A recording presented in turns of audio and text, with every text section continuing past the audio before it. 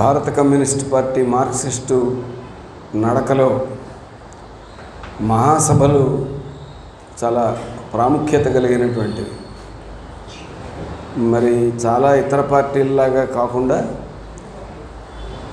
కింద నుంచి సాధారణ కార్యకర్త దగ్గర నుంచి, సాధారణ సభ్యుడి దగ్గర నుంచి, ఇంకా గట్టిగా చెప్పాలంటే మన పార్టీ అభిమానుల దగ్గర మొదలుపెట్టి పై నాయకత్వం దాకా అందరి అభిప్రాయాల్ని కలబోసుకుని భవిష్యత్తులో ఏ దిశగా మనం నడవాలి, మన ఆశయ సాధన కోసం అనేది నిర్ణయించుకునే ఒక ప్రక్రియ మహాసభ. నాయకత్వాన్ని ఎన్నుకోవడం అనేటువంటిది అందులో ఒక చిన్న భాగం మాత్రమే. సమిష్టి నాయకత్వం, సమిష్టి నిర్ణయాల ప్రాతిపదికన నడిచే మన పార్టీలో విధానాలకే ఎక్కువ ప్రాధాన్యత ఉంటుంది వ్యక్తుల కన్నా. అటువంటప్పుడు రేపు ఫిబ్రవరి నెల నుంచి ఏప్రిల్లో ఆల్ ఇండియా మహాసభ మదురైలో జరిగేదాకా దాదాపు 2 నెలల పాటు పార్టీ కేంద్ర కమిటీ విడుదల చేసేటువంటి ముసాయిదా తీర్మానాలు, ఈసారి 2 రకాల తీర్మానాలు రాబోతున్నాయి. ఒకటి, గత 3 ఏళ్ళు మనం ఎలా నడిచాం, అనుకున్నది ఏమిటి, నడిచిన తీరేమిటి, తేడా ఏమైనా ఉందా, సభ్యులు ఏమనుకుంటున్నారు, దాన్ని కూడా ఈసారి చర్చకు పెడుతున్నారు. గతంలో చర్చకు పెట్టలేదు, ఈసారి పెడుతున్నారు. ఒక మేజర్ షిఫ్ట్, అది మేజర్ మార్పు, ప్రధానమైన ఒక మార్పు. రెండవది, రాబోయే 3 ఏళ్లలో మనం ఎలాగా నడవాలి అనేది. ఈ 2 తీర్మానాల మీద మన శ్రేణులు, మన అభిమానులు కూడా, ఒకవేళ మన పార్టీని విమర్శించాలనుకున్న వాళ్ళు కూడా వీటి ప్రాతిపదిక మీద మన విమర్శ చేసినా అందులోంచి మనం నేర్చుకోవాల్సింది ఉంటే తప్పనిసరిగా స్వీకరిస్తాం. ఎందుకంటే మనకు కావాల్సింది భారతదేశంలో విప్లవోద్యమాన్ని ముందుకు తీసుకెళ్ళడానికి మెరుగైనటువంటి మార్గం వెతుక్కోవడమే, దాన్ని ఆచరించడమే. ఆచరించిన దానిలో ఉన్న లోపాలు దిద్దుకుంటూ ఆచరించాల్సిన మార్గాన్ని రూపొందించుకుంటూ ముందుకు సాగిపోతాం. ఇది మన మహాసభల ప్రక్రియ. అందుకని ఆ నేపథ్యంలో ఇవాళ నేను చెప్పేటటువంటి కొన్ని విషయాలు పార్టీలో జరిగే చర్చలకి ఉపయోగపడతాయని నేను అనుకుంటున్నాను. ఆ కోణం నుంచి నేను మాట్లాడుతున్నాను. మొత్తం అందరికీ దిశానిర్దేశం చేయడం అనేటువంటిది, ఆ రకమైన పదాలు నేను వాడను. ఎందుకంటే దిశానిర్దేశం మహాసభ చేస్తుంది. మొదటిది, ఇది లెనిన్ శతవర్ధంతి సంవత్సరం. ఆయన 1924లో చనిపోయాడు.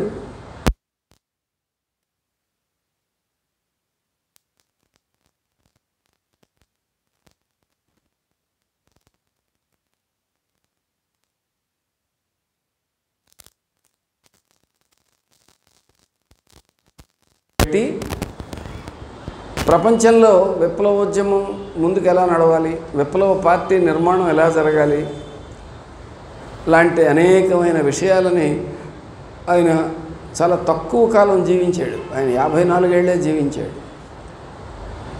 కానీ చాలా చాలా ఎక్కువ ఆయన రచనలు చేసినవి చాలా ఎక్కువ ఉన్నాయి. చాలా ఆశ్చర్యం కలుగుతుంది. పైగా ఎక్కువ భాగం ఆయన దేశం నుంచి బహిష్కరించబడి విదేశాల్లో ఉండి రష్యన్ పరిస్థితుల్ని నిర్దిష్టంగా అధ్యయనం చేశాడు. రష్యావే కాకుండా ప్రపంచం మొత్తం పరిస్థితుల్ని ఆయన అధ్యయనం చేశాడు. ఒక గెద్ద ఆకాశంలో ఎగురుతూ కిందన అంత ప్రాంతాన్ని చూస్తుంది. అందులో చిన్నగా నడిచేటువంటి ఒక తొండనో ఒక పావునో దాన్ని కూడా స్పష్టంగా చూడగలుగుతుంది. దాన్ని వేటాడుతుంది. దాన్ని బర్డ్స్ ఐ వ్యూ అంటారు. లెనిన్ దృష్టి ఒక ఈగిల్ తాలూకా దృష్టి లాంటిది అని చెప్పి ఆయన సమకాలీకులు చాలామంది చెప్పారు. అటువంటి ఒక నిశితమైనటువంటి పరిశీలనతో మార్క్సిజాన్ని ఆయన తన జీవితకాలంలో పరిస్థితులకు వర్తించడమే కాకుండా మొత్తం ప్రపంచంలో విప్లవోద్యమం సంబంధించి కూడా ఆయన చెప్పాడు. సామ్రాజ్యవాద దశ, దాన్ని ఎలా అర్థం చేసుకోవాలి, దాని బలహీనత ఎక్కడుంది, దాన్ని ఎక్కడ దెబ్బ కొట్టాలి, ఇలాంటి విషయాలు కూడా ఆయన చెప్పాడు. అలాగ బద్దలు కొట్టి రష్యాలో ఆయన విప్లవం తీసుకొచ్చాడు. ఆయన చెప్పిన బోధనల్ని కొంచెం పక్కన పెట్టి ఈ సిద్ధాంతం దేవుందిలే అని కొద్దిగా చప్పరించి సిద్ధాంతం కన్నా ముందు తక్షణం జరగాల్సిన పని చూద్దాం అనుకున్న దృష్టితో ఉన్న యూరోపియన్ దేశాల కమ్యూనిస్ట్ పార్టీలు, ఇంగ్లీష్, జర్మన్, తర్వాత ఫ్రెంచ్, స్పానిష్, ఈ కమ్యూనిస్ట్ పార్టీలు అన్నీ కూడా ఆ రకమైన కోణం నుంచి చూడకుండా తమ తమ దేశాల జాతీయతా దృక్పథంతో మా దేశం మాకు ముఖ్యం అన్నటువంటి ఒక కోణం నుంచి చూసి వాళ్ళ దేశాల్లోనూ నష్టపోయారు, యూరోప్లో ఉండే విప్లవ అవకాశాలని వినియోగించుకోలేకపోయారు, రెండు రకాలుగానూ నష్టపోయారు. అందుకని సిద్ధాంతం, దాని ప్రాధాన్యత తెలిసినటువంటి వాళ్ళు ఎలాగ విజయాన్ని సాధించారు, సిద్ధాంతాన్ని విస్మరించిన వాళ్ళు ఎలాగ ఫెయిల్ అయ్యారు అనేది యూరోప్లో మనకు ఆ కాలం అనుభవాలు చెప్తున్నాయి. మనకి అదొక గుణపాఠం.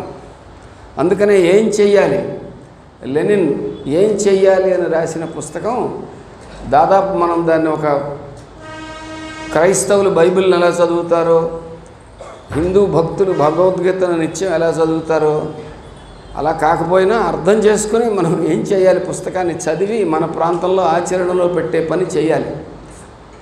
లెనిన్కి మనం ఇవ్వగలిగినటువంటి నివాళి, ఆయన వారసులం మనం అని చెప్పుకోవడానికి అర్హత పొందాలన్న ఈ పని లెనిన్ బోధనల్ని చదవాల్సిన అవసరం ఉంది. వాటన్నింటి వివరాలు నేను ఇప్పుడు చెప్పను.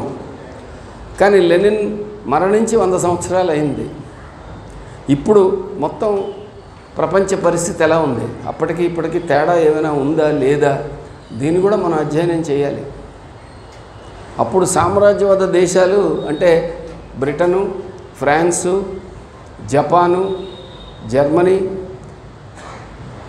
స్పెయిన్, ఇటువంటి దేశాలు మొత్తం భారతదేశం లాంటి మూడో ప్రపంచ దేశాల మార్కెట్లని కొల్లగొట్టడానికి, ఆ మార్కెట్ల మీద పట్టు సంపాదించడానికి వాళ్ళలో వాళ్ళు పోటీ పడ్డారు.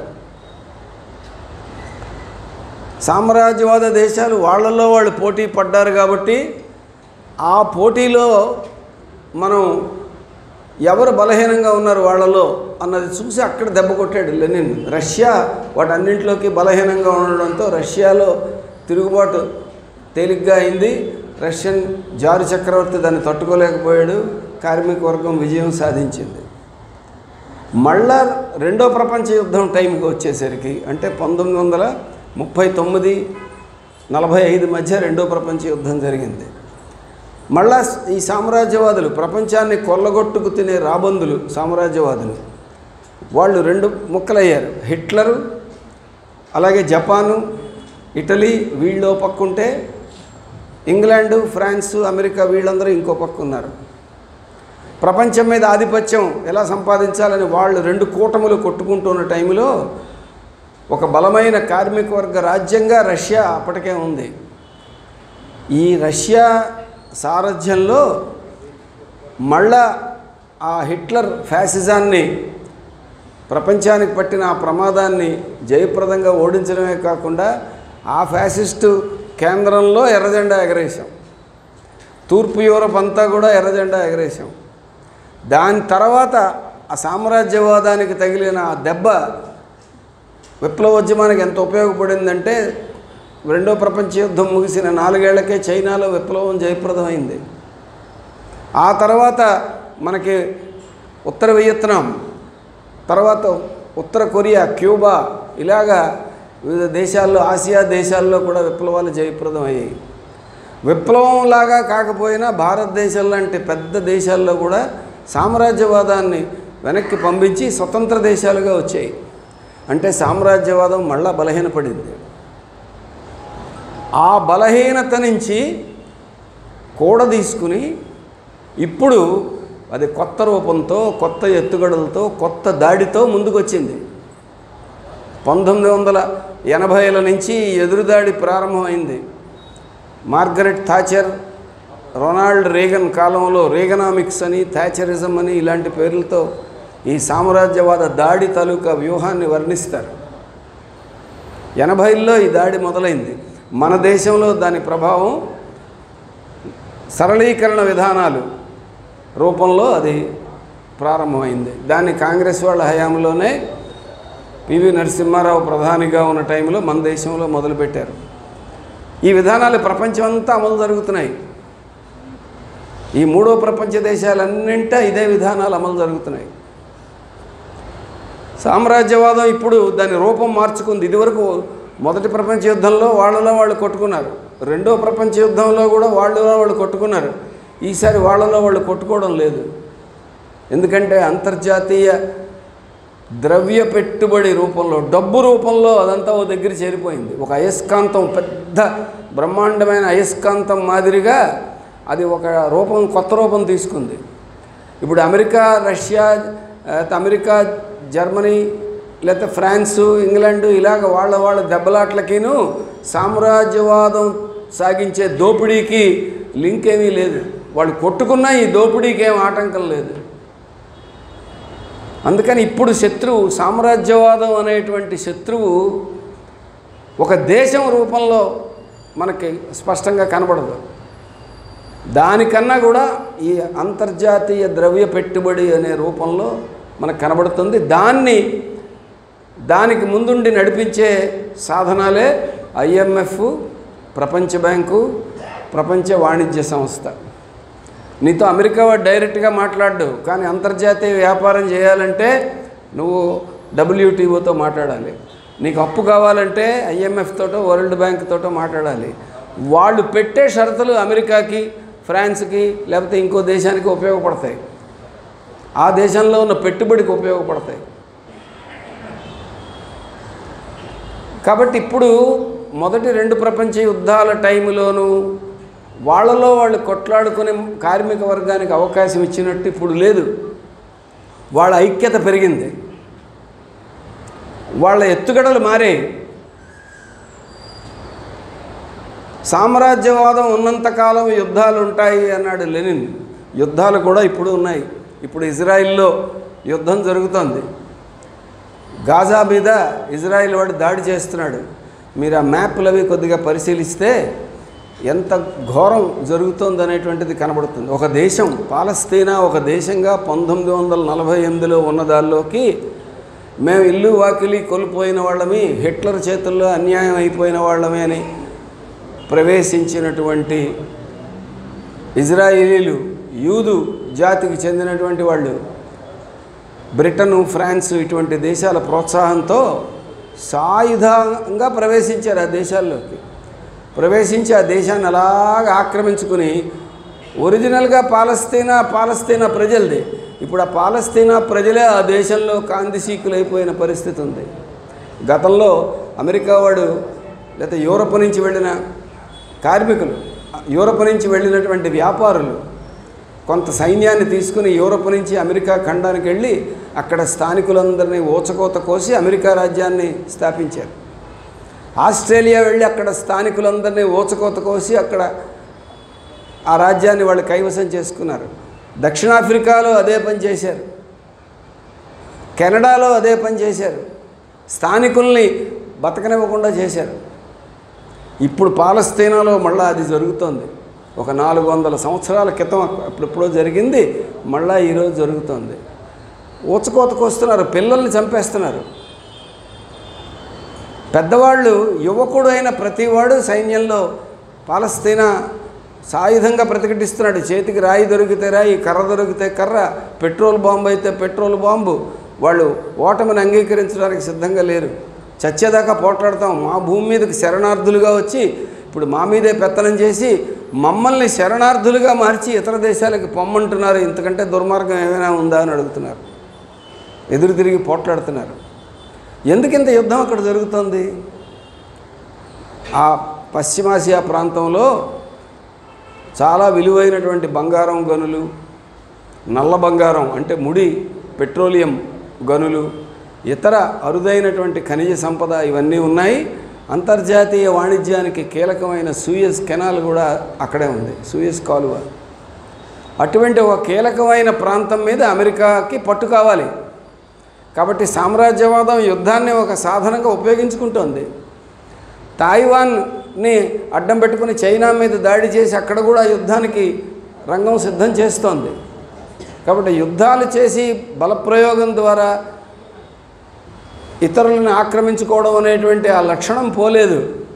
కానీ ఎక్కువ ప్రాంతాల్లో తుపాకీ గుండు పేల్చకుండానే ఈ IMF, ప్రపంచ బ్యాంకు, WTOలను అడ్డం పెట్టుకుని వ్యాపార ఒప్పందాల పేరుతో, అప్పులిచ్చే పేరుతో, సహాయం పేరుతో మూడో ప్రపంచ దేశాలన్నింటినీ తిరిగి తన గుప్పెట్లోకి తెచ్చుకునే ప్రయత్నం చేస్తున్నారు. ఒకప్పుడు వలసలుగా ఉన్న దేశాలు ఇప్పుడు స్వతంత్ర దేశాలు అయిపోయాయి. కొల్లగొట్టడం కష్టంగా ఉంది. కాబట్టి అప్పులిచ్చి వాటి స్వాతంత్రాన్ని హరిద్దాం అనేటువంటి ఒక వ్యూహాన్ని తీసుకున్నారు. ఆ రకంగా మన దేశ స్వాతంత్రాన్ని కూడా హరించే పని జరుగుతోంది. ఈ ప్రమాదాన్ని మనం ఎంతవరకు గుర్తించాం, ప్రజలు గుర్తించేలాగా మనం ఏం చేశాం? మన పెద్దవాళ్ళు సంపాదించి ఇచ్చినటువంటి స్వాతంత్రం ఈ నయా ఉదారవాద విధానాల కారణంగా హరించుకుపోతోంది. ఈరోజు నీ బడ్జెట్లో ఎంత లోటు ఉండాలి నువ్వు డిసైడ్ చేయవు, IMF డిసైడ్ చేస్తుంది. నీ దేశంలో బాగా బలిసి ఉన్నటువంటి వాళ్ళ మీద నీకు పన్ను ఇంకొంచెం పెంచాలని నీకు అనిపిస్తుంది. కానీ పన్ను ఎంత ఉండాలో నిర్ణయించేది ప్రపంచ బ్యాంకు, IMF కాదు. నా స్వతంత్ర దేశం, నాకు నచ్చినంత పన్ను నేను వేస్తాను అని గవర్నమెంట్ నిర్ణయించుకుంటే ఇక్కడ ఉన్నటువంటి పెట్టుబడి అంతా ఓవర్ నైట్ సెకండ్లలో క్షణాల మీద మన దేశాన్ని వదిలిపెట్టి కొత్త టెక్నాలజీ వచ్చిందిగా, ఆన్లైన్ టెక్నాలజీ, డిజిటల్ టెక్నాలజీ, క్షణాల మీద ఈ దేశాన్ని వదిలిపెట్టి పోతుంది. దేశ ఆర్థిక వ్యవస్థ కుప్పకూలిపోతుంది. నువ్వేం చేస్తావు? కాబట్టి ఒక మిలిటరీ ప్రయోగం లేదు, ఒక తుపాకీ గుండు లేదు.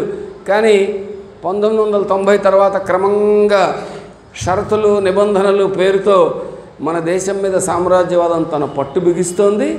కొల్లగొట్టే కార్యక్రమం కొనసాగుతోంది.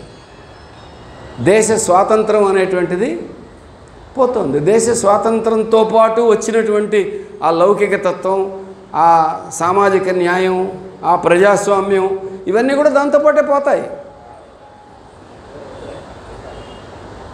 మొత్తం ప్రపంచం మొత్తం మీద జరుగుతున్నటువంటి ప్రక్రియలో భారతదేశంలో కూడా ఆ రకమైన జరుగుతోంది. మనం కూడా బలిపశువులుగా అవుతున్నాం. యుద్ధాల ద్వారా జరిగేది ఒక రకంగా ఉంటే, యుద్ధంతో నిమిత్తం లేకుండా జరిగేది ఇలా ఉంది. మరి చాలామంది ప్రజలు, మేధావులు, వీళ్ళందరూ ఇదంతా అభివృద్ధి అంటున్నారు. చంద్రబాబు నాయుడు అయితే కార్పొరేట్లకి ఇదివరకు ఆయన ఈజ్ ఆఫ్ డూయింగ్ బిజినెస్ అన్నాడు. అంటే వాళ్ళు తేలిగ్గా వ్యాపారం చేసుకోవడానికి ఏర్పాట్లు చేస్తానని. ఇప్పుడు స్పీడ్ ఆఫ్ డూయింగ్ బిజినెస్ అంటున్నాడు. అంటే తొందరగా కొల్లగొట్టుకుని పోవాలి వాళ్ళు. ఇది ఎంత గొప్ప దార్శనికత! చంద్రబాబు నాయుడికి ఎంత ముందు చూపు ఉంది, అలాంటి వాళ్ళు ఉండాలి అని పరవశంతో ఆయన్ని ప్రశంసించే మేధావులు చాలామంది ఉన్నారు. అంటే ప్రజల యొక్క ఆలోచనల్ని, అందులో చదువుకున్న మేము మేధావులు అనుకున్న వాళ్ళ ఆలోచనల్ని కూడా వీళ్ళు డామినేట్ చేస్తున్నారు.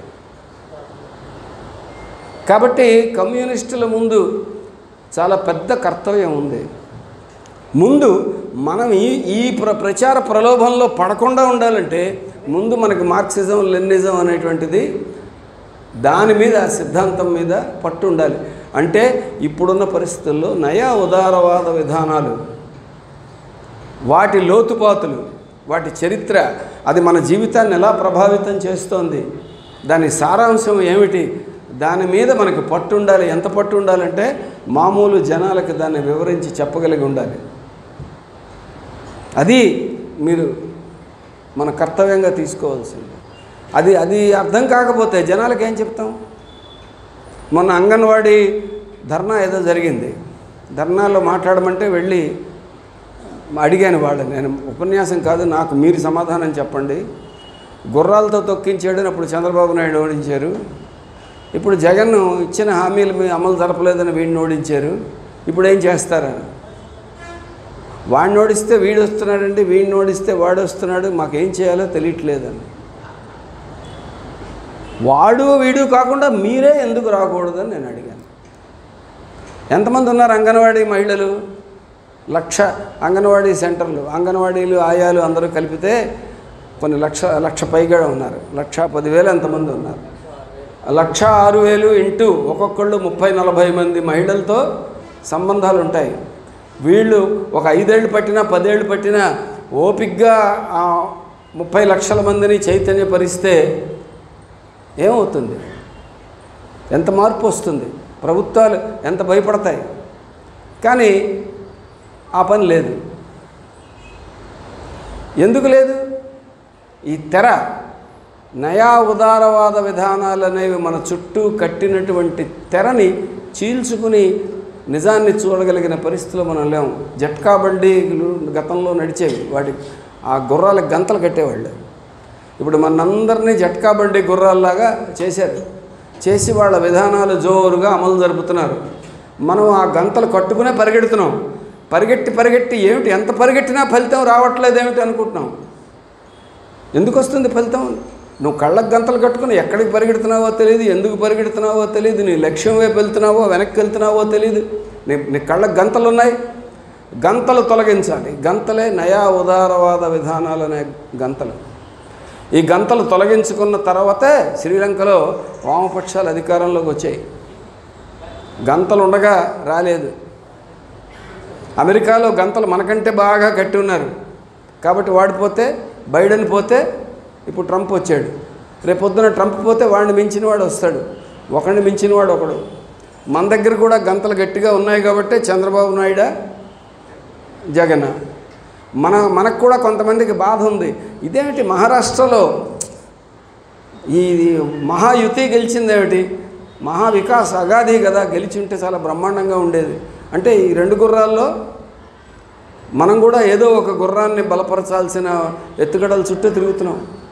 ఇండియా కూటమి గెలిచి ఉంటే నయా ఉదారవాద విధానాలు మారిపోయి ఉండేవా? వాళ్ళ ఎజెండాలో అది ఉందా? లేదు. నువ్వు రాజకీయాల్లో ఒంటరిపాటు కాకూడదు కాబట్టి ఎన్నికల్లో ఏవో ఎత్తుగడలు తీసుకోవచ్చు. కానీ ఆ ఎత్తుగడలతో దీర్ఘకాలంలో ఏమీ ఉపయోగం ఉండదు. అవి తక్షణం నిలదొక్కుకోవడానికి పనికొచ్చే ఎత్తుగడలే అవుతాయి. దీర్ఘకాలంలో నయా ఉదారవాద విధానాలని ఓడించడం అనేటువంటి దిశగా ప్రజల్ని నడిపించాలి. ప్రజల్లో రావాలి. ప్రజల్లో ఆ పరిస్థితి తీసుకురావాలి. కాబట్టి లెనిన్ కాలం నాటికి లేనంత శక్తివంతంగా ఈ కాలంలో తయారైంది ఏది అంటే మీడియా. ఈ మీడియా ప్రభావంతో పాలక వర్గాలకు తొత్తులుగా ఉండే మేధావులు వీళ్ళందరూ కలిసి నిజాన్ని కప్పెడుతున్నారు, అబద్ధాన్నే నిజంగా ప్రచారం చేస్తున్నారు. ఈ సవాల్ని మనం ఎదుర్కోవాలంటే మార్గం ఏమిటి? ఈ సెల్ ఫోన్ ద్వారా మీరు కొన్ని గంటలు కసరత్తు చేసి విప్లవాత్మకమైనటువంటి పోస్టింగ్లు పెట్టినా అవి ఆ సెల్ ఫోన్కే పరిమితం అవుతాయి. మీరు దానికి బదులు రోజంతా ఒక 5-6 గంటలు సెల్ ఫోన్లో విప్లవం నడపడం కన్నా ఆ 5-6 గంటలు రోజుకి ఒకడింట్లో కూర్చుని అతన్ని ఒప్పించగలిగితే ఒక రోజు అయ్యేసరికి 1-2 అవుతారు. ఒక వారం గడిచేసరికి మనం 10 మంది అవుతాం. దీన్నే పార్టీ ప్రజాపంధ అని అంది.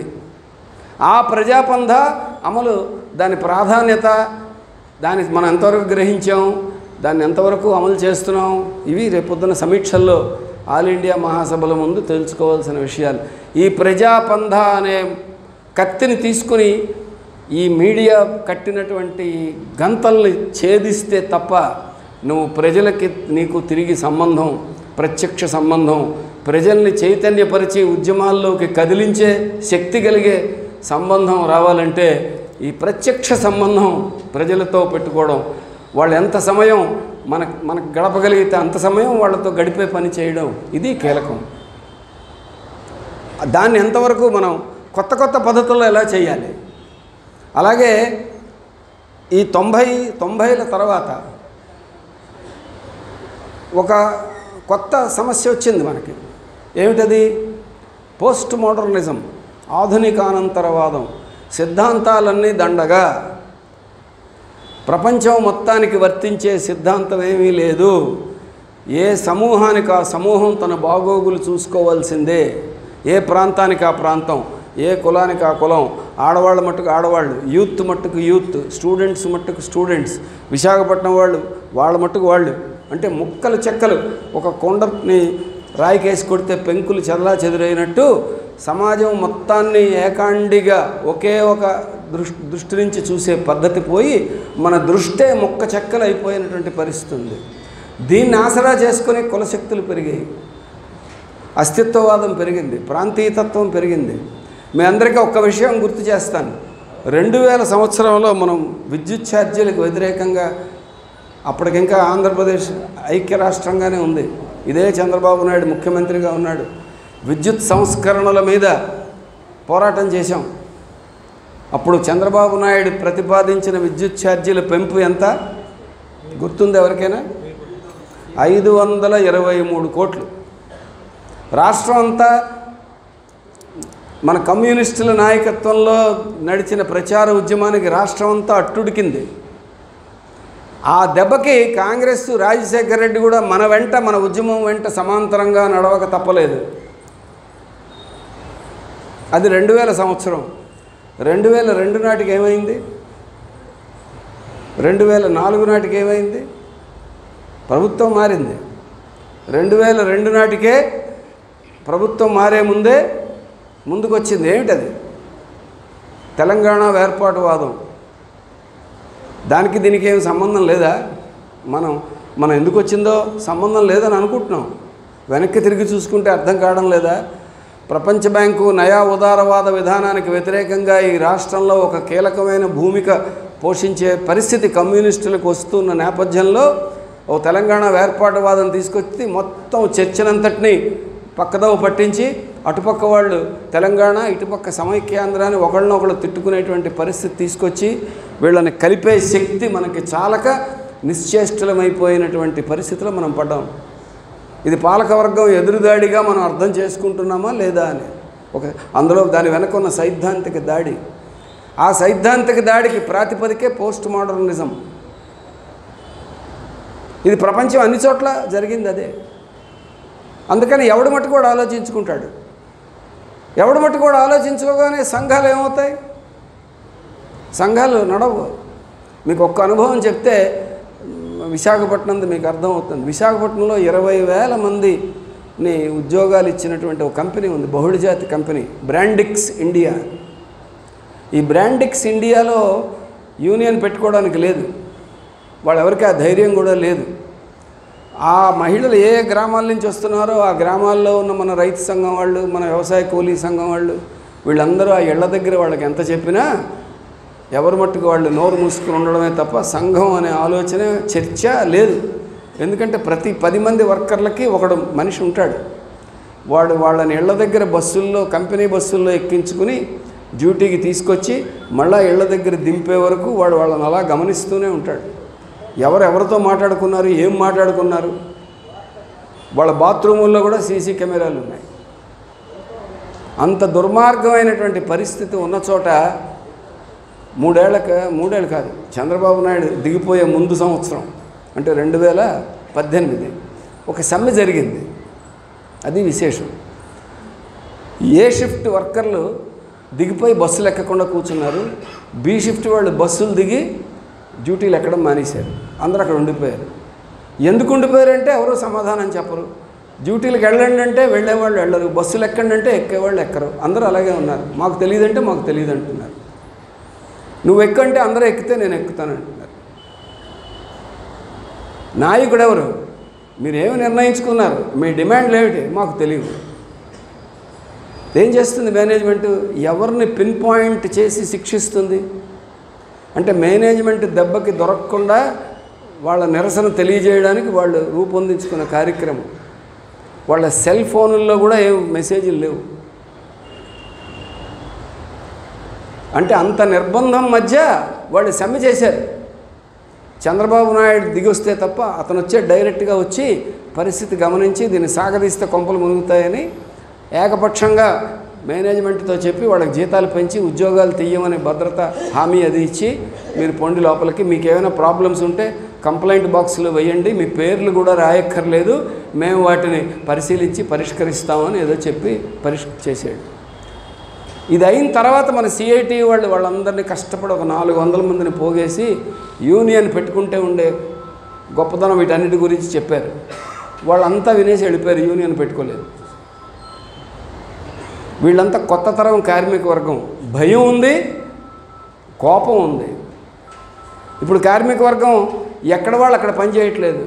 మీ చీమకుర్తిలో పనిచేసేవాళ్ళు మీ ఊరు వాళ్ళు కాదు. మా విశాఖపట్నంలో పనిచేసేవాళ్ళు పాట్నా నుంచి, జార్ఖండ్ రాంచీ నుంచి వస్తుంటారు. ఎక్కడ వాళ్ళు అక్కడ పనిచేయరు. కార్మికుడిని వాళ్ళ రూట్స్ పీకేసి ప్రజలతో తన కుటుంబాలతో సంబంధం లేని పరిస్థితి తీసుకొచ్చి వాళ్ళని ఒక రాష్ట్రం వాళ్ళని ఇంకో రాష్ట్రంలో, ఒక దేశం వాళ్ళని ఇంకో దేశంలో, ప్రపంచీకరణ, లేబర్ ఫోర్స్ గ్లోబలైజేషన్ అనేది కూడా జరిగింది. ఈ క్రమంలో కార్మిక వర్గం మనకున్న ఆయుధం ట్రేడ్ యూనియన్. వర్గ పోరాటంలో ట్రేడ్ యూనియన్నే కార్మిక వర్గానికి ఆయుధం అన్నాడు Lenin. Trade union is the instrument of struggle of the working class. కానీ ఆ ఇన్స్ట్రుమెంట్ మనకు లేకుండా పోయింది ప్రపంచీకరణలో. భారతదేశంలో 94% మంది కార్మికులు యూనియన్లలో లేరు. మరి కార్మిక వర్గ విముక్తికి యూనియనే పెట్టుకునేటువంటి కార్మికుల్ని నువ్వు నడిపించాలంటే నువ్వు పిలుపులు ఇవ్వచ్చు, దిశానిర్దేశం చేయొచ్చు, అని ఆ దిశలో నడిచేవాడు ఆవిడ. కాబట్టి నీ ముందున్న సమస్య ఏంటి? కార్మికులను ఎలా సంఘటితపరచాలి?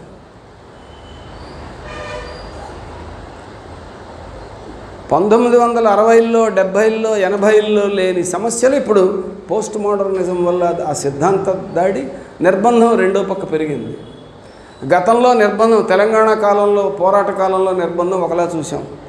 60ల్లో 70ల్లో జలగం వెంగళరావు వీళ్ళ టైంలో నిర్బంధాలు ఒకలా చూసాం. ఎమర్జెన్సీ నిర్బంధం ఇవన్నీ ఒకలా చూసాం. గుర్రాలతో తొక్కించే నిర్బంధం చంద్రబాబు నాయుడు చూసాం. జగన్ టైంలో నిర్బంధం పెరిగిందని అందరూ అన్నారు. నిజమా కాదా అంటే నిజమే. కానీ జగన్ కాలంలో ఎన్ని లాఠీ చార్జీలు జరిగాయి మీకు ఎవరికైనా గుర్తుందా? ఎక్కడ లేదు, అందుకని గుర్తులేదు. లాఠీ చార్జీలు లేవు. వాడు ఏం చేశాడు? మన ఇళ్లలో చిన్నపిల్లల్ని, ఇంటికి ఎవరైనా గెస్టులు వస్తే చిన్నపిల్లలు అల్లరి చేస్తున్నారు అనుకోండి, ఏం చేస్తాం?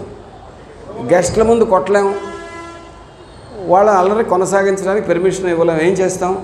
ఇలా రా నాన్న అని పిలిచి కూర్చోబెట్టుకుని ముద్దు చేసినట్టుగా వాడి నోరుని నొక్కేసి కదలనివ్వకుండా పక్కన కూర్చోబెట్టేస్తాం. వాడు గింజుకుంటూ ఉంటాడు, కానీ అది ముద్దు చేసినట్టు కనబడుతుంది మిగతా వాళ్ళకి. నిర్బంధం వాడికి ఒక్కడికే తెలుసు. అందుకని సిపిఎం పార్టీ, మన సంఘాలు నిర్బంధం అనుభవించారు. ప్రజానీకానికి అది నిర్బంధం అనిపించలేదు. ఇది తేడా. నూతన పరిస్థితుల్లో ఈ తేడాలన్నీ ఉన్నాయి. వీటన్నింటి ప్రభావం ఎలా ఉంటుంది?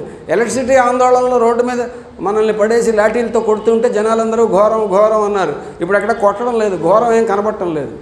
విజిబుల్ వైలెన్స్ అనేటువంటిది లేకుండా చేశారు. విజిబుల్ వైలెన్స్, కంటికి కనబడే వైలెన్స్ తగ్గింది. కంటికి కనపడని వైలెన్స్ చాలా దుర్మార్గంగా సాగుతోంది. సైలెన్స్, జరుగుతున్న అన్యాయాల పట్ల సైలెన్స్, నీ సంఘాలతో చర్చలు జరపనటువంటి ఒక నిరంకుశత్వం. ఇదివరకు సంఘాలు పెట్టుకున్నాక రాష్ట్ర ప్రభుత్వం, జిల్లా ప్రభుత్వం, అధికారులు మనతో మాట్లాడేవాళ్ళు. ఇప్పుడు ఎవడో మాట్లాడు.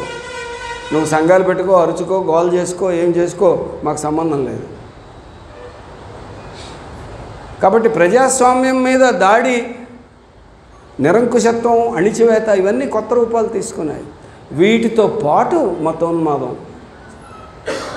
వీటన్నిటిని తట్టుకొని కూడా నువ్వు తిరగబడాలి, జనాలందరినీ కలపాలనుకుంటే నీలో ఒక ముక్కని చీల్చి మతం పేరుతో వాళ్ళని వేరే వాళ్ళుగా నీ ముందు చూపించి వాళ్లే నీకు శత్రువులు అని చెప్పి మనలో మనం కొట్టుకునేటట్టు చేసేది మతోన్మాదం.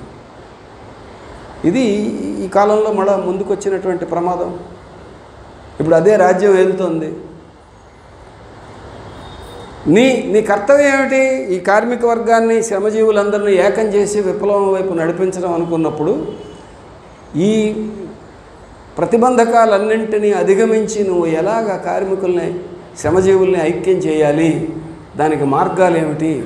ఈ క్రమంలో ఈ 30 ఏళ్లలో కొత్త విద్యా విధానం పేరుతో రకరకాల మోజులతో, ప్రైవేటు విద్య మీద మోజులతో కొట్టుకుపోయినటువంటి ఒక తరం మొత్తం కొట్టుకుపోయారు. వాళ్ళకి సిద్ధాంతం అంటే అవసరం ఏం లేదు. What is this? ఈ సిద్ధాంతాలు ఏంటి, రాజకీయాలు ఏంటి, నాన్ సెన్స్. విశాఖపట్నంలో ఇళ్ల పన్నులు పెంచారు. పెంచితే నిరసనగా ధర్నా పెడితే వచ్చిన వాళ్ళు అందరూ తలలు పండిన వాళ్ళే.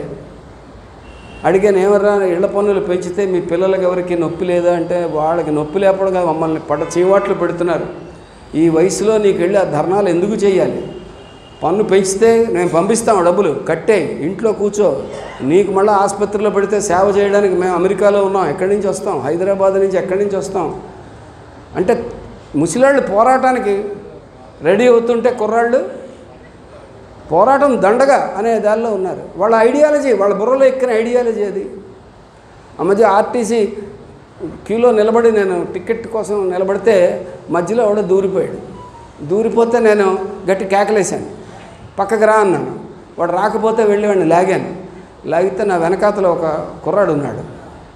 ఆ కుర్రాడు కూల్ అంకుల్ కూల్, మీకు ఈ వయసులో ఈ ఆవేశం పనికిరాదు అంటున్నాడు. వాడు అంటే వాడికి రావాల్సిన ఆవేశం రాలేదు, పైగా నన్ను కూడా ఆవేశపడొద్దని చెబుతున్నాడు. ఇది 2 తరాల మధ్య అంతరం ఎంత తీవ్రంగా ఉంది. నువ్వు ఆ తరంతో విప్లవ పోరాటాన్ని ముందుకు నడిపించాలి, వాళ్ళలో విప్లవ చైతన్యాన్ని తీసుకురావాలి. ఇది మన ముందున్న సవాలు. యువతరాన్ని ఆకర్షించడం అంటే అది. 90ల్లో మద్య నిషేధం ఉద్యమంలో ఈ రాష్ట్ర మహిళలు ప్రభుత్వాన్ని గడగడలాడించారు. అదే మహిళలు ఇప్పుడు ఆ పనిలో లేరు. ఎందుకు లేరు? క్వాలిటీ మధ్య ఇవన్నీ ఎన్నున్నా మహిళలు ఎందుకు ఆ ఉద్యమంలో లేరు? వాళ్ళు కదా వరస్ట్ సఫరర్స్. ఎందుకు లేరంటే వాళ్ళకి డ్వాక్రా గ్రూపులు, సెల్ఫ్ ఫైనాన్స్ గ్రూపులు, మైక్రో ఫైనాన్స్ గ్రూపులు వాళ్ళని ఎంపవర్మెంట్ పేరుతో వాళ్ళకి అప్పులు ఇచ్చి చిన్న గ్రూపులుగా అప్పుల మీద వడ్డీలు, ఆ అప్పుల మీద వడ్డీలు కిస్తీలు వసూలు చేసే పని ఆ మహిళలకే అప్పచెప్పి వాళ్ళలో వాళ్ళు 24 గంటలు బిజీగా ఉంటారు. నువ్వు మీటింగులు పెడితే వచ్చే పరిస్థితి లేదు. ఇవన్నీ కొత్త ఎత్తుగడలు. ఈ కొత్త ఎత్తుగడలు చీటీ పాటలనే ఎడిషనల్. ఇవన్నీ ఈ కొత్త ఎత్తుగడలు అన్నింటినీ కౌంటర్ చేయడానికి మన దగ్గరే ఉంది. ఎటువంటి ఐడియాలజీ, ఎటువంటి ఆర్గనైజేషనల్ మెథడ్స్, ఈ కొత్త మీడియాని కౌంటర్ చేయడానికి మనదేమిటి మార్గం, మన పద్ధతులు అనుసరించాల్సినవి ఇవన్నీ ఈ 30 ఏళ్ల ఇవన్నీ నయా ఉదారవాదం అనేటువంటి ఒక పెద్ద శత్రువు, సామ్రాజ్యవాదం అనేటువంటి శత్రువు తాలూకా ముఖాలు ఇవన్నీ. విడివిడిగా లేవు ఇవన్నీ. వీటన్నింటినీ మనం చర్చించాలి రేపొద్దున మహాసభలో. ఇప్పుడు ఆ నేపథ్యంలోనే మన వాళ్ళు అదానీ దాని గురించి అడిగారు. అది కూడా 4 ముక్కలు చెప్తాను. నిన్ననే మా విజయవాడలో మా బంధువు ఒక ఆయన ఉంటే బాగా చదువుకున్న ఆయన ఇంటికి వెళ్ళాను. వెళితే ఆ మాట ఈ మాట మాట్లాడుతూ అదానీ కుంభకోణం చూసారా అన్నారు. అంటే అన్నాడు, అమెజాను, ఫ్లిప్కార్టు ఇలాంటి సంస్థలని తోక కత్తిరించాలని మోడీ అనుకుంటున్నాడు కాబట్టి దానికి కౌంటర్గా వాళ్ళు అదానీని ఇరికించాలని చూస్తున్నారని అన్నాడు. అంటే మన ప్రచారం ఆయన దగ్గరికి వెళ్ళలేదు. పరమ దుర్మార్గమైన ప్రచారం అక్కడికి వెళ్ళింది. నేను ఇంకా ఆయనకి అన్నీ చెప్పడం అనవసరమని, నీకు వచ్చే నెల కరెంటు బిల్లు వచ్చిన తర్వాత ఎంత పెరిగిందో చూసి అప్పుడు నాతో మాట్లాడన్నాను. అతని జీవితానికి ప్రత్యక్షంగా అదానీ తాలూకా దోపిడీతో ఉన్న సంబంధాన్ని గుర్తించడానికి కూడా అతను నిరాకరిస్తున్నాడు. మనం ఏం చేస్తున్నాం? అధిక ధరలకు వ్యతిరేకంగా పోరాటం, అందరూ రెండింటిన వాడు గుర్తిస్తే కదా పోరాడడానికి. అధిక ధరల మాట వాస్తవం, వాడు బాధపడుతున్న మాట వాస్తవం. ఈ బాధల కన్నా వాడి దృష్టి వేరే వాటి మీద ఉంది. అవతల వాళ్ళ భావజాలం ప్రభావం ఎంత గట్టిగా ఉంది అనేటువంటిది వాళ్ళ భావాలు మన బుర్రల్ని పట్టేస్తున్నాయి. లెనిన్ ఏం చెప్పాడు? వర్గాలుగా చీలిపోయిన సమాజంలో పాలక వర్గాల భావాలే ప్రజల భావాలుగా చలామణి అవుతాయి అని చెప్పాడు. అంటే మోడీ గారి మాటలే, మోడీ మాట్లాడ్డు, మోడీ మౌనంగా ఉన్నాడని మన వాళ్ళు అంటున్నారు. మోడీ మౌనంగానే ఉంటాడు, మాట్లాడకపోవడమే వాళ్ళ వ్యూహం. మోడీ ఎందుకు మాట్లాడాలి? మన వాళ్ళందరూ మాట్లాడుతుంటే మోడీ చెప్పాల్సిన మాట మా బావ చెప్పినప్పుడు మోడీ ఎందుకు మాట్లాడే అవసరమే ఉంది? మన వాళ్ళే అంటే మన వర్గానికి చెందిన వాళ్ళే, మన పార్టీ వాళ్ళు కాదు, మన వర్గానికి చెందిన వాళ్ళే మన మీద జరుగుతున్న దోపిడీ గురించి కాకుండా దోపిడీ చేసిన వాడిని సమర్థిస్తూ మాట్లాడే పరిస్థితి వచ్చినప్పుడు మన పోరాటం భావజాల రంగంలో చాలా పెద్ద ఎత్తున జరగాలి. ఏ పద్ధతులు అనుసరించాలి? మనం పాత పోరాట పద్ధతుల్లోనే వెళ్దాం. మళ్ళీ ఊరేగింపులు, ధర్నాలు, నిరసనలు, పికెటింగ్లు, జనాలు రాకపోయినా వచ్చిన వాళ్ళతోటే చేద్దాం, మన విప్లవ చైతన్యాన్నైనా ప్రదర్శిద్దాం. జనాలు ఏమంటున్నారు? మీరు చాలా పట్టుదల గలవాళ్ళండి, మీరు కమిట్ అయిపోయారండి, మీరు అందుకని వెనక్కి రాలేరు. అంటే మనం ఎవరికో మాట ఇచ్చేసి అందు నుంచి వెనక్కి రాలేక ఎర్రజెండా పట్టుకున్నాం కానీ లేకపోతే ఎప్పుడో వదిలేసి ఉండేవాళ్ళం అనేది వాళ్ళ అభిప్రాయం. అంటే మనం చూసి వాళ్ళు జాలి పడుతున్నారు. బహుశా జాలితోటే మనం అడిగినప్పుడల్లా ఫండ్ ఇస్తున్నారేమో, అంతే తప్ప విప్లవం జయప్రదం అవ్వాలని డబ్బులు ఇస్తున్న వాళ్ళు ఎంతమంది నాకు తెలియదు. ఇది గ్రిప్ ఆఫ్ ఐడియాస్. దీని మీద ఫైట్ ఎలా జరగాలి? ఇందులో మనకంటే కొత్త తరం వాళ్ళు మనకంటే షార్ప్గా, ఫాస్ట్గా ఫైట్ చేయగలరు వాళ్ళ బుర్రలోకి ఎక్కితే. మనం 1950ల 60ల మోడల్లో మనం ఉన్నాం. ఇంకా అప్పుడే స్కూటర్లు, ల్యాంబ్రెట్టాలు, వెస్పాలు వాటి మీద తిరుగుతున్నాం మన ఉద్యమం. కానీ ఇప్పుడు కొత్త ఎలక్ట్రిక్ వెహికల్స్ కొత్తవన్నీ వచ్చాయి, దూసుకుపోతున్నాయి.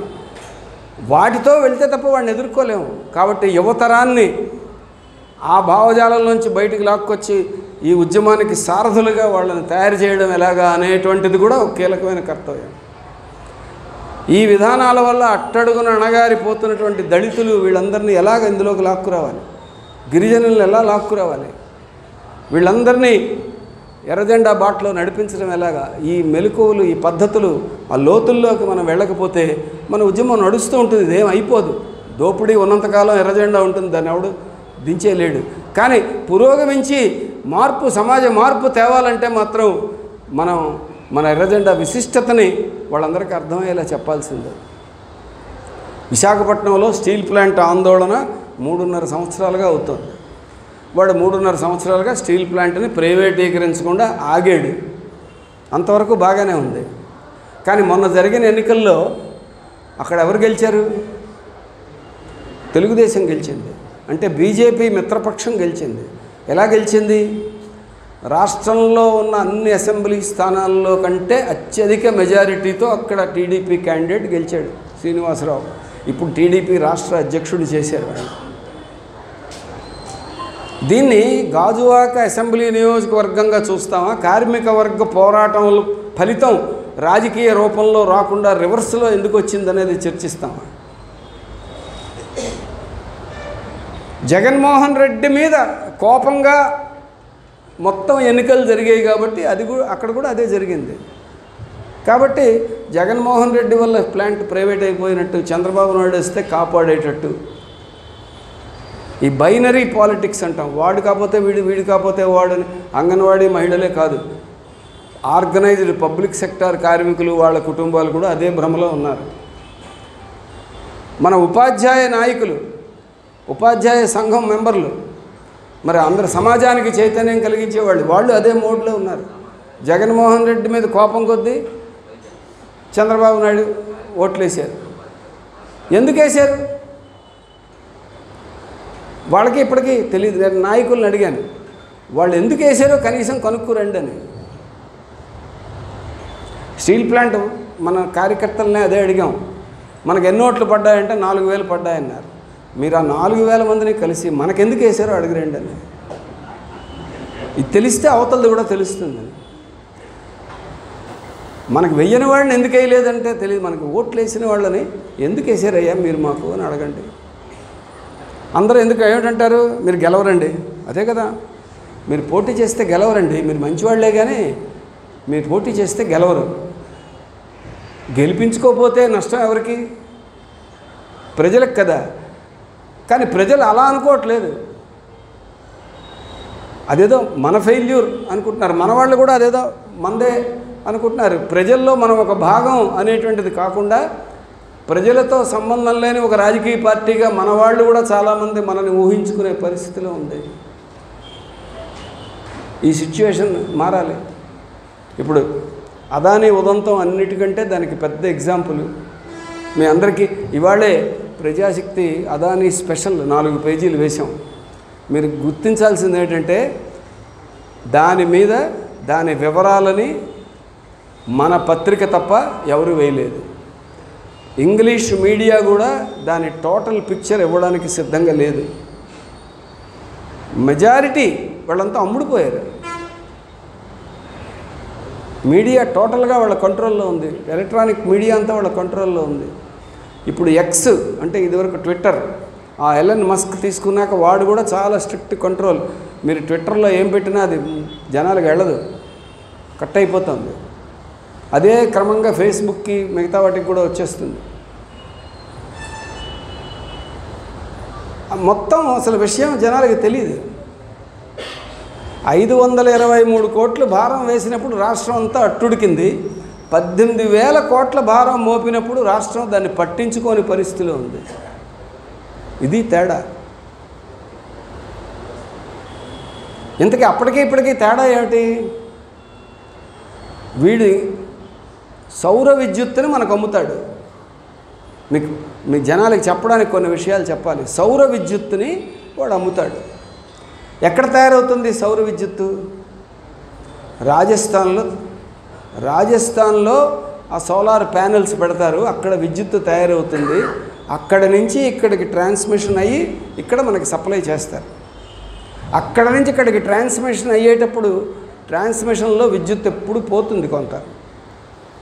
అక్కడ ఒక 100 మెగావాట్లు స్టార్ట్ అయితే ఇక్కడికి వచ్చేసరికి దూరం బట్టి 80, 70, 60, 40 అవుతుంది. రాజస్థాన్ నుంచి ఇక్కడికి ఎంత దూరం కాబట్టి ట్రాన్స్మిషన్ లాస్ చాలా ఎక్కువ ఉంటుంది. ఎవడు పెట్టుకుంటాడు అది? వాడు అక్కడ ఎంత పంపించాడో అదే వాడు లెక్కేసుకుంటాడు. మిగిలిన నష్టానికి ఎవడు కట్టుకోవాలి? మనం కట్టుకోవాలి. ట్రాన్స్మిషన్ లాస్ మంది. అన్నిటికీ మించి ఇది ఆపాను, స్విచ్ ఆఫ్ చేశాను, మళ్ళీ వచ్చింది లేదు. సరే అక్కడ స్విచ్ ఆఫ్ చేశాను. ఒక్క నిమిషం.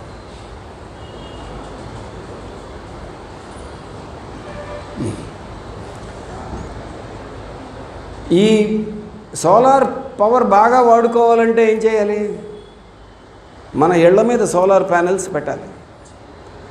ట్రాన్స్మిషన్ లాస్ ఏముండదు. ఇక్కడ తయారైన కరెంట్ మన ఇంటికి వస్తుంది. మనకు చాలకపోతే గ్రిడ్ నుంచి కరెంట్, మెయిన్ లైన్ నుంచి కరెంట్ తీసుకుంటాం. అక్కడి నుంచి తీసుకున్న దానికంటే మనం తీసుకున్నది ఎక్కువ వచ్చిందనుకోండి, ఇది తిరిగి గ్రిడ్కి సప్లై అవుతుంది. అంటే మీ ఇంటికి 100 వాట్లు కావాలనుకోండి, సోలార్ ప్యానెల్ 200 వాట్ల విద్యుత్ తయారు చేసిందనుకోండి, ఆ ఎక్స్ట్రా 100 మనం విద్యుత్ కంపెనీకి అమ్మినట్టు. దానికి వాడు డబ్బులు ఇవ్వాలి మనకి. అంటే ఇంటి మీద సోలార్ ప్యానెల్ పెట్టుకుంటే నువ్వు విద్యుత్ ఉత్పత్తిదారుడు అవుతావు. దీనికి గతంలో సబ్సిడీ ఇచ్చారు 50%. ఆ ప్యానెల్ పెట్టుకునే ఖర్చు. ఈ సబ్సిడీ ఎత్తేసి 5 ఏళ్ళు అయింది, 5-6 ఏళ్ళు అయింది. మీకు ఐడియా ఉందా? సబ్సిడీ ఎత్తేసే ముందే అదానీతో అండర్స్టాండింగ్ స్టార్ట్ అయింది. ఎవరి ఇంటి మీద వాడికి ప్యానెల్ పెట్టుకోవడానికి సబ్సిడీ ఇచ్చాక అదానీ విద్యుత్ డిమాండ్ ఎలా వస్తుంది? కాబట్టి డిమాండ్ క్రియేషన్లో మొట్టమొదటి స్టెప్ ఏమిటి? మన ఇళ్ల మీద సోలార్ ప్యానెల్స్ పెట్టుకోవడం అనేటువంటి దాన్ని డిస్కరేజ్ చేయడం. ఇళ్ల మీద, పొలాల్లో పంపు సెట్ దగ్గర సోలార్ ప్యానెల్స్ పెట్టుకుంటే ఉచిత విద్యుత్ ఎవడో ఇవ్వక్కర్లేదు, సూర్యుడే ఇస్తాడు. ఇది అమలు జరగాల్సిన పాలసీ. కానీ ఆ విధానాలన్నింటినీ ఎత్తేసి సోలార్ ప్యానెల్స్ రైతుల దగ్గర పెట్టడం మానేసి వాళ్ళకి మీటర్లు బిగించడం మొదలుపెట్టారు. మీటర్లకి ఉత్తినే పెడుతున్నాం, మీటర్లు అంతే అంటున్నారు. మన వాళ్ళు ఆ మీటర్ల మీద పడ్డారు, సోలార్ ప్యానెల్స్ ఎత్తేసింది మర్చిపోయారు. మీకు అర్థమవుతుంది ఆ కుట్ర. ఇది ఒక భాగం. రెండో పక్క మోడీ గారి ప్రభుత్వం ఏం చేసిందంటే, మోడీ గారి కంటే ముందే బొగ్గు గనుల్ని ప్రైవేటు వాళ్ళకి ఇచ్చేశారు. ఈ బొగ్గు గనుల్ని పాడుకున్నటువంటి ప్రైవేటు వాళ్ళు బొగ్గు తవ్వి అమ్ముకోలేదు. మీరు మాకు ఇంత ధర ఇస్తే తవ్వుతాం, లేకపోతే తవ్వం అని అడ్డం తిరిగారు. అంత ధర మేము ఇవ్వలేము అని విద్యుత్ కంపెనీలు చెప్పాయి. వాళ్ళు తవ్వడం మానేశారు. మరి విద్యుత్ కంపెనీలకు బొగ్గు కావాలి కదా. ఈ లోపల మోడీ గారు అధికారంలోకి వచ్చాడు. వచ్చిన తర్వాత ఏం చేశాడు? రైల్వే మంత్రిత్వ శాఖ, కోల్ మంత్రిత్వ శాఖ, బొగ్గు మంత్రిత్వ శాఖ, రైల్వే మంత్రిత్వ శాఖ రెండు కలిసి కూడబలుక్కొని బొగ్గు రవాణాకి అవసరం లేని ఆటంకాలన్నీ సృష్టించి బొగ్గు రవాణా కుదేలైపోయేటట్టు చేశారు. మామూలుగా రావాల్సిన బొగ్గు కూడా ఆ విద్యుత్ జనరేషన్ సెంటర్ల దగ్గరికి రాకుండా వాళ్ళు ప్లాన్ చేశారు. ఇది కూడా గత 3-4 ఏళ్ళుగా జరుగుతుంది. కాబట్టి విద్యుత్ కంపెనీలకి బొగ్గు కొరత వచ్చింది. ఎలా వచ్చింది? మన దేశంలో బొగ్గు లేక కాదు, ఇంకొక 200 సంవత్సరాలకి సరిపడా బొగ్గు ఉంది. కానీ బొగ్గు కొరత సృష్టించారు. ప్రైవేటీకరించినప్పుడు ఏం చెప్పారు? ప్రభుత్వ కంపెనీలు అయితే సరిగా పనిచేయవు, ప్రైవేట్ వాళ్ళు అయితే బ్రహ్మాండంగా సామర్థ్యంతో పారదర్శకత్వంతో పనిచేస్తారు, మనకు పెరుగుతుంది, మనకు మంచి ఫలితాలు వస్తాయని చెప్పారు. కానీ జరిగిందేంటి? వాళ్ళకి ప్రైవేటీకరించిన తర్వాత తవ్వడం ఆపేశారు, లేని కొరతని సృష్టించారు. లేని కొరతని సృష్టించడంతో మనకు వచ్చిన సమస్య ఏమిటి? బొగ్గు అర్జెంటుకి కావాలి. బొగ్గు అర్జెంటుకి కావాలంటే ఏం చేయాలి నువ్వు? అప్పుడు వీడు కేంద్ర మంత్రిత్వ శాఖ ఉత్తర్వులు ఇచ్చారు. ఏమని? మీకు కావలసిన బొగ్గులో కనీసం 10% విదేశాల నుంచి దిగుమతి చేసుకోండి అని. ఈ విదేశాల నుంచి దిగుమతి మనకి బొగ్గుని పంపించే కంపెనీలు ఎవరు? అదానీ కంపెనీలే. అదానిగా ఆస్ట్రేలియాలో ఇతర ప్రాంతాల్లో బొగ్గు గనులు తీసుకుని అక్కడి నుంచి మనకి పంపి ఈ మొత్తం ఈ 4 కంపెనీలు పెడతాడు. అక్కడ తవ్వే కంపెనీ ఒకటి, రవాణా చేసే కంపెనీ ఒకటి, ఇక్కడికి వచ్చిన తర్వాత అన్లోడ్ చేసే కంపెనీ ఒకటి, మనకి సప్లై చేసే కంపెనీ ఒకటి. ప్రతి కంపెనీ డొల్ల కంపెనీ ఏం ఉండదు. దానికి లోడ్ మాత్రం పెంచుకుంటూ పోయి 10 రూపాయలు ఖరీదు చేసేదాన్ని 40 రూపాయలకో 30 రూపాయలకో ఇక్కడికి మనకు అంటగడతాడు. ఇది రెండో పక్క మొదలుపెట్టారు. అయితే ఇది కూడా అంత స్పీడ్గా పోలేదు. ఎందుకు పోలేదంటే ఆస్ట్రేలియాలో వీడు ప్లాన్ వేసినటువంటి బొగ్గు మైనింగ్ ఎదురు తిరిగింది. అక్కడున్న పర్యావరణ సంస్థలన్నీ ఎదురు తిరిగాయి అదానికి. పర్యావరణ నష్టం కాబట్టి ఇక్కడ బొగ్గు తవ్వనివ్వమని కూర్చున్నారు. అక్కడ వాళ్ళకి వీడు లంచాలు ఎత్తుగడలు పనిచేయలేదు, ఎందుకంటే గవర్నమెంట్ వీడి కంట్రోల్లో లేదు. అప్పటికే ఎస్బీఐ చేత ఒక 3,000 కోట్లు దానికి ఆ కంపెనీకి లోన్ ఇప్పించారు. మా ఎస్బీఐ ఇచ్చింది కాబట్టి మిగిలింది మీరు ఇవ్వండి అంటే ఆ బ్యాంకులు పర్యావరణం సంగతి తేలితే తప్ప మేము ఇవ్వమని చెప్పారు. అసలు అనుమతులు లేవన్నారు. దాంతో అది వెనక్కి తగ్గింది. లేకపోతే బొగ్గు ద్వారా రవాణా ద్వారా కూడా వీడు ఎక్కువ డబ్బులు సంపాదించాలనుకున్నాడు. మోడీ గారు ఇదంతా ఇప్పుడు రైల్వే మంత్రిత్వ శాఖ, బొగ్గు మంత్రిత్వ శాఖ, అక్కడ విద్యుత్ శాఖ ఇన్ని కూడబలుక్కున్నాయంటే మోడీ గారి గవర్నమెంట్ తాలూకా పాత్ర లేకుండా జరుగుతుందా? మాకేం సంబంధం అని అడుగుతున్నారు బీజేపీ వాళ్ళు. జగన్మోహన్ రెడ్డి తిన్నాడు, కరెంటు వీడి కొన్నాడు, వాడు అమ్మాడు, మధ్యలో మాకేమిటి సంబంధం అని అడుగుతున్నారు. కానీ ఈ పరిస్థితి కల్పించిందే మోడీ గవర్నమెంట్. దీని తర్వాత ఏమిటి? ఈ సోలార్ ఎనర్జీ కార్పొరేషన్ అనేది పెట్టి సోలార్ విద్యుత్ ఉత్పత్తి చేస్తున్నారు. అది గ్రీన్ ఎనర్జీ, పర్యావరణానికి నష్టం కలిగించని ఎనర్జీ కాబట్టి దానికి సబ్సిడీ ఇవ్వాలన్నారు. అందుకని మన దగ్గర పన్నుల రూపంలో వసూలు చేసిన దానిలోంచి అదానీ గారి కంపెనీ పెట్టుకోవడానికి 863 కోట్లు ఇచ్చారు సబ్సిడీ. అంటే మన డబ్బులతో వాడు కంపెనీ పెట్టాడు, వాడి డబ్బులేం లేవు. మన డబ్బులతో కంపెనీ పెట్టాడు. పెట్టిన తర్వాత 12 గిగావాట్లు కరెంట్ అమ్ముతామని చెప్పి అమ్మి పెట్టమని సెక్కి, అదే ఈ solar energy corporation central government దాని సంస్థకి ఆ బ్రోకర్ పని అప్పచెప్పారు. అందులో 7 గిగావాట్లు మన జగన్మోహన్ రెడ్డి గారు కొనడానికి సంతకం పెట్టాడు. 12 7 మందే. అందుకనే 1750 కోట్లు జగన్మోహన్ రెడ్డి గారికి ముట్టే అనేది అమెరికా వాడి ఆరోపణ. ఈ 1750 కోట్లు తీసుకుని వాడి దగ్గర సోలార్ విద్యుత్తు కొనడానికి పెట్టిన రేటు మనకి మామూలుగా దొరుకుతున్న కరెంటు రేటు కంటే ఎక్కువ. యూనిట్కి ₹10 పైన ఎక్కువ ఉంది. యూనిట్కి ₹10 అంటే నీకు నెలకి బిల్లు ఎంత పెరుగుతుంది? మొత్తం ఈ 12 గిగావాట్ల వ్యాపారంతో అదానీ కంపెనీకి లాభాలు $1,00,000 కోట్ల పెరుగుతాయి రాబోయే 20 ఏళ్లలో అని అంచనా వేశారు. $1,00,000 కోట్ల అంటే 80 లక్షల కోట్ల రూపాయలు. ఇంత లాభాలు వస్తాయి మా కంపెనీకి, కాబట్టి మా కంపెనీల్లో మీరు వాటాలు కొనండి అని వీడు ఇండియాలో వాటాలు అమ్ముకున్నాడు. ఇండియాలో నా వాటాలు ఇంత పెరిగాయి కాబట్టి మీరు కూడా కొనండి అని అమెరికాలో వాటాలు అమ్మాడు. అమెరికాలో వాటాలు అమ్మినప్పుడు వీడి కంపెనీ విషయాలను పరిశీలించినటువంటి వాళ్ళు, అమ్మ వీడు ఇంత లాభాలు పెరుగుతున్నాయంటున్నాడు, ఏమిటి వీడి సంగతిని మళ్ళీ పరిశీలించారు. దాదాపు 2 ఏళ్ల క్రితం హిండెన్బర్గ్ వాడు ఒకసారి చేశాడు కదా, అప్పుడు అదాని మోసాలన్నీ బయట పెట్టాడు.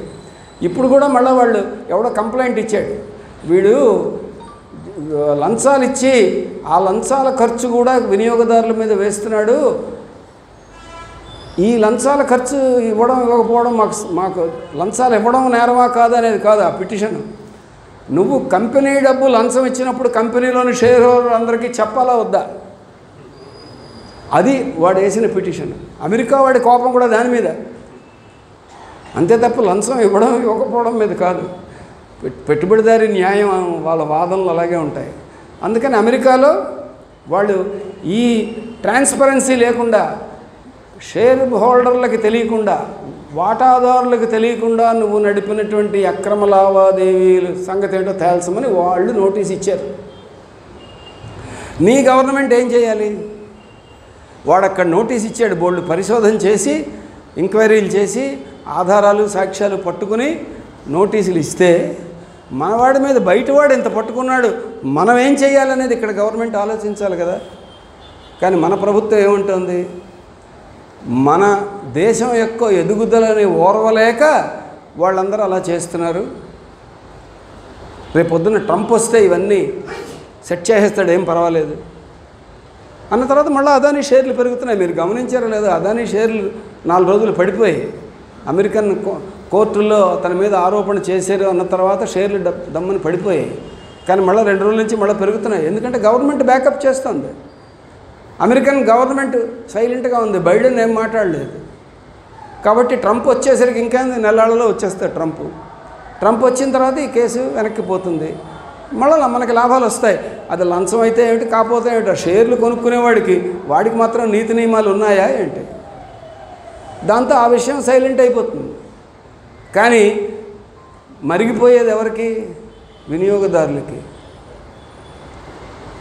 భారం ఎవరి మీద పడుతుంది? వినియోగదారుల మీద పడుతుంది. నీ దగ్గర పన్నుల రూపంలో వసూలు చేసిన డబ్బులతో వాడి కంపెనీ పెట్టి, ఆ కంపెనీ నుంచి వచ్చిన విద్యుత్తుని నీకు అమ్మి మళ్ళీ నీ దగ్గర మళ్ళీ కొల్లగొడుతున్నాడు. నీ డబ్బులతో నేను కంపెనీ పెట్టాను కాబట్టి నీకు సబ్సిడీకి ఇస్తాను రా అని చెప్పాలి. మీరు ఎవరి దగ్గరైనా అప్పు తీసుకుని ఒకడికి ఒక వ్యాపారం నడిపారనుకోండి, ఆ దుకాణం పెడితే ఆ అప్పు ఇచ్చిన వాడు వస్తే వాడికి పట్టుకెళ్ళండి సార్, మీకు నేను ఫ్రీగా ఇస్తానంటాం, లేకపోతే తక్కువకి ఇస్తామంటాం, కొన్న రేటుగా ఇస్తామంటాం. అప్పు ఇచ్చిన వాడికి పట్ల కృతజ్ఞత చూపుతాం. కానీ అదాని ఏమిటి, ఎవడు వాడికి పన్ను ద్వారా డబ్బులు సబ్సిడీ ఇచ్చారో ఆ జనాల మీద వేల కోట్ల భారం మోపే పనిలో ఉన్నాడు. దానిని సమర్థించే పనిలో మోడీ ఉన్నాడు. మొత్తం ఈ డ్రామా అంతా రంగం సిద్ధం చేసిందే మోడీ గవర్నమెంట్. ఇంత చేసిన తర్వాత రాష్ట్రానికి జగన్మోహన్ రెడ్డి లంచం తీసుకున్నాడు అనేది వచ్చింది. రోజు జగన్మోహన్ రెడ్డి మీద ఇంత ఎత్తున లేస్తూ ఉంటారు మన తెలుగుదేశం వాళ్ళు. చంద్రబాబు నాయుడు, పవన్ కళ్యాణ్ వీళ్ళందరూ ఆగ్రహావేశాలతో ఊగిపోతూ ఉంటారు. జగన్మోహన్ రెడ్డి అసెంబ్లీలో లేకపోయినా ఉన్నట్టు ఊహించుకుని తిడుతున్నారు. అసెంబ్లీ సమావేశాలన్నింటిలోనూ అలా చేశారు. 1750 కోట్ల దగ్గరికి వచ్చేసరికి ఎందుకో జెంటిల్మెన్ అయిపోయారు వాళ్ళు. న్యాయంగా మొత్తం తెలుగుదేశం వాళ్ళందరూ రోడ్ల మీదకి వచ్చి ఇంత అన్యాయమా, ఇంత ఘోరమా, రాష్ట్రాన్ని ఇంత మోసం చేస్తాడా, ఈ జగన్మోహన్ రెడ్డిని అరెస్ట్ చేయాలని ఎవడైనా డిమాండ్ పెట్టాలి కదా. కమ్యూనిస్టులే మళ్ళీ ఆ పని చేయాలి, వాళ్ళు ఎవరు చేయరు. ఎందుకు చేయరు? కింద వాళ్ళకి తెలియదు. తెలుగుదేశం సాధారణ కార్యకర్తలకి చంద్రబాబు నాయుడు ఎందుకు మాట్లాడడం లేదో తెలియదు. ఈ అయోమయంలో ఉన్నప్పుడు బీజేపీ వాడి వాదన వస్తుంది ఏమని, అదాని మన దేశ కంపెనీ బలంగా ముందుకెళ్తోంది కాబట్టి అసూయ కొద్దీ అమెరికా వాడు ఇలా చేస్తున్నాడంటే, అవును కాబోసు అదే కరెక్ట్ అయ్యి ఉంటుందని వెంటనే ఆ ట్రాప్లో పడతారు. కరెంటు బిల్లు వచ్చినప్పుడు ఎందుకు ధర పెరిగింది, దీనికి నడుస్తున్న ఈ వ్యవహారానికి ఏమిటి సంబంధం, ఈ కుంభకోణం ఏమిటి, ఈ లింకులు ఇవన్నీ ఆలోచించే ఓపిక వాళ్ళకి లేదు. ఏదైనా వాళ్ళకి సమాచారం కావాలంటే ఈ సెల్ ఫోన్లోనూ ఆ దానిలో చూస్తారు. అందులో ఏ సమాచారం వాళ్ళకి పనికి వచ్చేది ఉండదు కాబట్టి వాళ్ళు దాన్ని పట్టించుకోరు. అందుకని ఇంత ఘోరం జరుగుతుంటే ప్రజల్లో స్పందన లేదు అంటే ఎంత పెద్ద వల, ఎంత పెద్ద వాళ్ళ కళ్ళకి ఎంత పెద్ద గంత కట్టారు అనేటువంటిది మీరు ఊహించండి. ఇప్పుడు చంద్రబాబు నాయుడు దీని మీద మాట్లాడ్డు, పవన్ కళ్యాణ్ దీని మీద మాట్లాడ్డు, జగన్మోహన్ రెడ్డి మాట్లాడ్డు. అసలు నాకు సన్మానం చేయాలి కానీ ఇలాంటి ఒప్పందం చేసినందుకు నాకు సన్మానం చేసి శాలువా కప్పాలి కానీ నన్ను తిడతారా అంటున్నాడు వాడు. ఏం చేయాలి వీళ్ళందరినీ? మనం ఎలా ఆలోచిస్తున్నామంటే వీడు కాకపోతే వాడు, వాడు కాకపోతే వీడు, ఈ బైనరీ అటో ఇటో. శ్రీశ్రీ పద్యం ఉంది కదా, సముద్రాన పడి చావడమో ఉరిపోసుకుని మరణించడమో సమస్యగా ఘనీభవించింది ఒక సంసారికని. ఈరోజు వైఎస్ఆర్ పార్టీని గెలిపించుకోవడమో తెలుగుదేశాన్ని గెలిపించుకోవడమో ఇద్దరి చేతుల్లో ఎవరి చేతుల్లో చావాలా అనేటువంటిదే సమస్యగా మారింది సామాన్య ప్రజలకి. ఈ సిచ్యువేషన్ని బ్రేక్ చేయాలి. బ్రేక్ చేయగలిగారు కాబట్టి శ్రీలంకలో ప్రభుత్వం మార్పు వచ్చింది. ఊరికే రాలేదు, ఎత్తుగడలతోటి పొత్తులతోటి సర్దుబాటులతోటి రాలేదు. ప్రజల్లోకి వెళ్ళి గత ఎన్నికల్లో 4% ఓట్లు వచ్చాయి, ఈ ఎన్నికల్లో 50% పైన వచ్చాయి. ఎందుకు వచ్చాయి? జనాల్లోకి వెళ్ళి ఈ రాజపక్స గారి పార్టీ కానీ ఇంకొక ఆయన ఉన్నాడు వాళ్ళ పార్టీ కానీ, ఈ రెండు ప్రధాన పార్టీలు నాటకం ఆడుతున్నాయి. వీళ్ళిద్దరూ సామ్రాజ్యవాదుల ఏజెంట్లు, మన దేశాన్ని బాగు చేసుకోవాలంటే మన సొంత విధానాలు కావాలని ఈ కొత్త నాయకుడు అసుర దిశానాయక ఈయన అందరినీ తీసుకెళ్ళాడు. మరి ఎంతవరకు చేయగలుగుతాడు ఏమిటి, ఇవన్నీ భవిష్యత్తు ప్రశ్నలు అనుకోండి.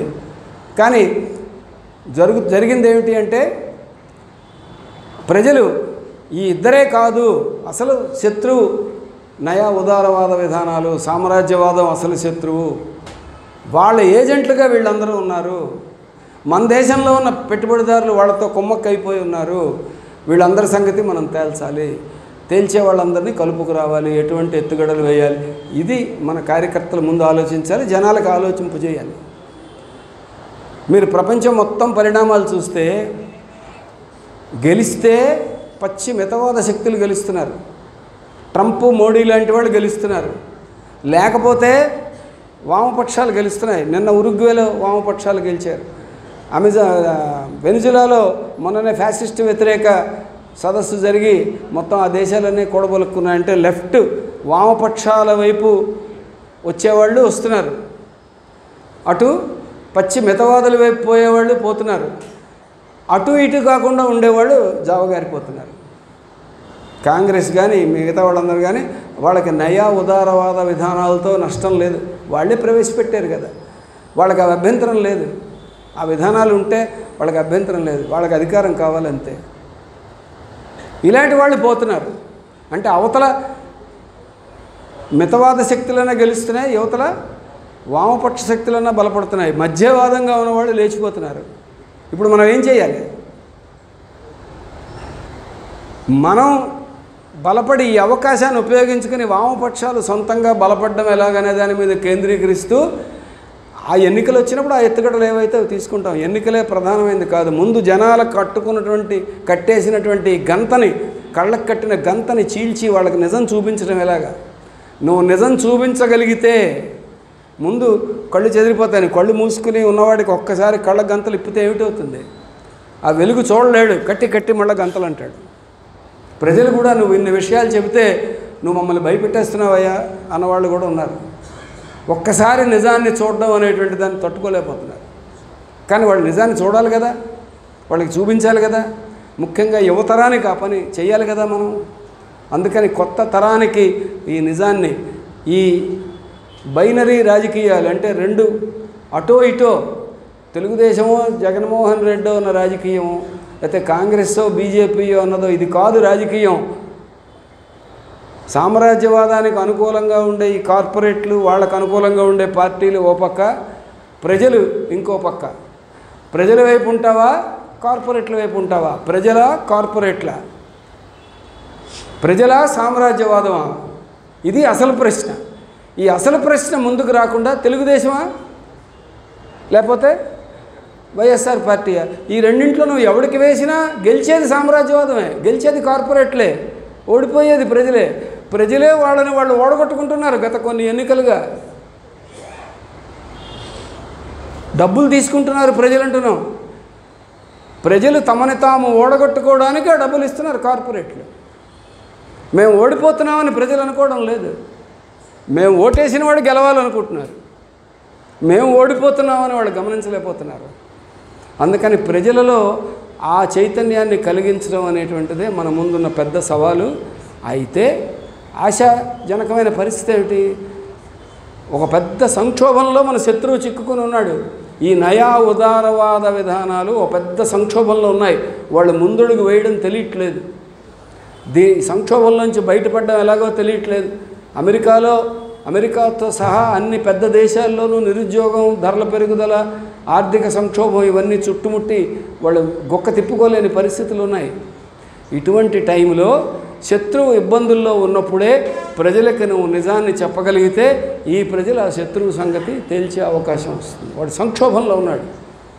మన మీద అంత పెద్ద ఎత్తున వాడు దాడి చెయ్యలేడు. మనం తిరగబడ్డానికి మనం ఆలోచించట్లేదు, మన ప్రజలు ఆలోచించట్లేదు కాబట్టి వాడి హవా చెల్లుతుంది. తిరగబడితే వాడు తోకముడవలసిందే. ఎందుకని శ్రీలంకలో జనాలు తిరగబడితే బయటవాడు ఎవడో వచ్చి ఎందుకు జోక్యం చేసుకోలేదు? బంగ్లాదేశ్లో షేక్ హసీనాని తరిమేస్తే బయటవాళ్ళు ఎవరో వచ్చి ఎందుకు జోక్యం చేసుకోలేదు? చేసుకునే శక్తి వాళ్ళకి లేదు. అందుకని మనం ప్రజల్లో ఆ చైతన్యాన్ని ఎంత కలిగిస్తే వామపక్షాలు, సిపిఎం పార్టీ అంతగా బలపడతాయి. అందులో ఆ పెద్ద ఎత్తున వేగంగా పురోగమించడానికి కావాల్సిన కొత్త శక్తినిచ్చే యూత్ని ఎంత త్వరగా పట్టుకుంటే అంత త్వరగా మన పురోగమనం ఉంటుంది. దీనికోసం ఏం చేయాలి? ఏ స్లోగన్లు తీసుకోవాలి? ఏ పద్ధతులు అనుసరించాలి? ఏ ఎత్తుగడలు వేయాలి? ఇవన్నీ మనం రాబోయే 2-3 నెలల్లో చర్చించాలి. మీ జిల్లా మహాసభలో కూడా ఈ అంశాలన్నీ చర్చకు వస్తాయి. మీరు ఈ 2-3 నెలల్లో జరిగే చర్చల్ని భవిష్యత్తులో భారతదేశంలో విప్లవోద్యమం ముందుకు పురోగమించడానికి, మార్క్సిజం లెనినిజం వెలుగులో ముందడుగులు వేయడానికి ఈ 2-3 నెలల్లో మీ దృష్టిని అంతటినీ పెట్టాలని చెప్పి కోరుతూ నాకు అవకాశం ఇచ్చినందుకు ధన్యవాదాలు తెలియజేస్తున్నాను.